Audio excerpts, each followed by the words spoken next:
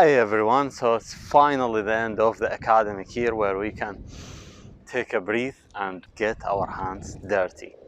A new project. I have been a while a bit from classics. They are all in storage. Had no time to work on anything. Was starting with a new project. I'm trying to keep you posted here, but let's give it a watch first. Jensen Healey was produced between 1972 and 76. During that, they have produced around 10,500 cars. The car was in the market somewhere between the TR6 and the Jaguar E-Type. Much better already. Well, the car is good from far, but far from good. It looks like it has some nice blue shade, which might be the original color. However, the interiors of the engine bay is a different color, which might suggest a respray in totally different color. I got this car of Copart in the US, and it was listed as a car with a mechanical problem. So many mechanical problems crossed my mind, but not the one which I got the car with. I'll show you what I like most about the car, which is the interior, but then we'll get to the problems. And I will need your help sort out this problem, or at least sort of giving me options to go on the right way. So let's come have a look at the interior and move from there. Here we are in the interior, and I think this is a great interior. It has real wood and fitted very nicely. Colors are very nicely matched up. A full set of gauges on the dashboard. We got volts, oil pressure, speed in miles, because this is a British car that was exported to the US, and they use a mile per hour in both. RPM, temperature, and the fuel. And there is nice little clock in there, which is adding very nice touch in there. I think it's blocked by the steering now. So this is it, two-seater. The interior looks good, but it's certainly not original seats. I think these might be original. The seats, the door panels are not.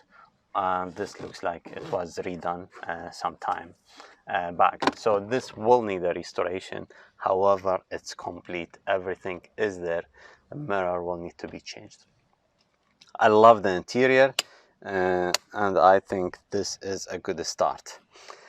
But every classic car comes with a story, and these stories not always are happy ending stories. Let's get under the hood and let me show you what I found the first time I popped it up. Here we go. It looks nice. I mean, it got really nice sleek design. I'm not really liking this front bit, but the rear part is really nice. I'll get you to see that, and I like this feature here in the hood. These cars normally comes with the optional broomstick, which is very important of this restoration process. So let's see what's under the hood. The hinges are sort of sticking up, but I'm finding my way, and it's certainly up. So here we go. Let's get a bit closer. So this is the engine bay, and honestly, it's really cool. You got the Lotus 907. This engine was really a good design at that time. Not the first couple of years with all the oil drops. There is an issue with the torque, but the horsepower is pretty good for the age and the size of the engine. It's 4-cylinder, 2-liter engine that develops about 140 horsepower. Not bad at all. Twin camshaft, and I don't know if you have noticed the problem, but you should by now. So I bought this car off Copart with the hood closed. You would say this is a crazy thing to do, but you know, when you work with these cars, you have to take some risk sometimes. I have done it before, and I'll probably do it again. Don't regret that. So the problem, as you can see, the timing belt is not where it should be.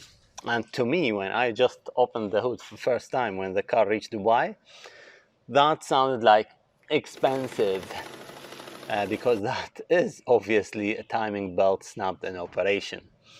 and that is not a good thing at all, not with this engine, which normally they will quote you Lotus price, which is not cheap. So this is the surprise I got.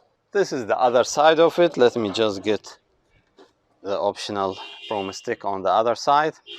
Gets dual carburetors. These are the original carburetors. The rest of the engine bay has got lots of space, which might suggest, you know, anybody LS swap here? I'm not that fan of LS swaps, but certainly there is space for that. Now this is only part of it. When I looked underneath the car, that sounded even more expensive. Let me show you what I'm talking about. Okay, so here we are looking underneath the car, which doesn't look bad at all, honestly, like suspension system and so. But this doesn't sound any promising. Anyone recognize what is that? Well, yeah, this is the connecting rod or whatever left out of it, a crack in there. So that means this is not promising at all. Probably a major engine rebuild, a complete engine or about a complete engine will be required to be changed here. So this is where the car at, and I'm looking for ideas to get this nice cool little car to get running. It has got a nice rear end, which was pretty common in the early 70s, more of, you know, aerodynamic design and streamlined. This is supposed to be completing to get all the air leaving nice and smooth, and then just chop it here. I like this. This was broken in the shipping, but the car is pretty much there. Everything is complete, and I think it makes sense to restore it. But how about the engine? What do you think? Well, don't think I have so many options here. Obviously, one of the options is to restore this 907. As might be a good idea. I do like to keep the cars as stock as possible, especially if this is a matching number cars, which I'm still looking to find out. However, that might be really expensive. Restore mode or putting a modern engine in, this is another option. LS swap or really anything else that can fit in there. I got plenty of room, so I can pretty much fit anything I want. What do you think about that? Or how about getting it to be fully electric? I have done a couple of EV cars or electric conversions before, and this is something probably I can do again.